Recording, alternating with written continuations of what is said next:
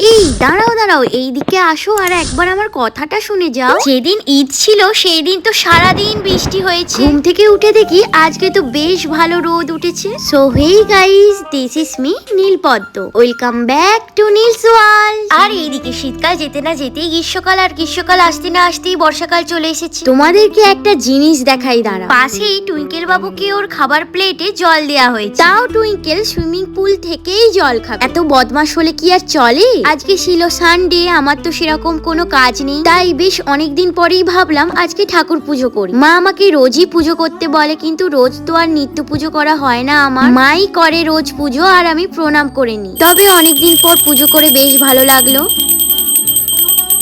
আজকে মা পাপার সাথে একটু বাইরে বেরিয়েছি, তো বাড়িতে রান্না করে না, সবজি ভাত কিনে এনেছে। আর সানডে এলেই তো আমার মনটা ঘুরু ঘুরু করে, তো এখানে আমি রেডি হচ্ছিলাম। আর এই সেটিং স্প্রেটা আমার ভীষণ পছন্দ, পুরো ফেসের মধ্যে আলাদাই একটা গ্লো এনে দেয়। কারেন্ট আমাদের এইদিকে যায় না বললেই চলে, তাও হঠাৎ করে আজকে কারেন্ট অফ হয়ে গেল। ঘর অন্ধকার বলে ব্যালকনিতে দাঁড়িয়ে ভিডিও শুট করছিলাম। এই চুটকু পুটকুকে খেতে দিলাম, কিন্তু এরা তো এখনো খেতেই শেখে না। দেখো আর কি, কোথাও যাওয়ার আগে একটু চটকে নিলাম। আমার স্কুটি নিয়ে বেরিয়ে পড়লাম। এইদিকে ঈদের জন্য তো চারিদিক ভীষণ ভিড় ছিল আজকে, যেহেতু পরশুদিন বৃষ্টি হয়েছে, তাই ঈদের জন্য আজকে সবাই বেরিয়েছে। কোলাঘাটের দিকে প্রচুর ভিড় থাকার কারণে একটু এগিয়ে চলে এলাম চা গ্রাম। এখানে এসেও দেখি ভীষণ ভিড়। এইদিকে আজকের দিনে তো সব খাবার অ্যাভেলেবেল ছিল না, ফার্স্টে এসেই খেয়ে নিলাম চা, দেন নিয়েছিলাম চিলি মাশরুম আর নুডলস।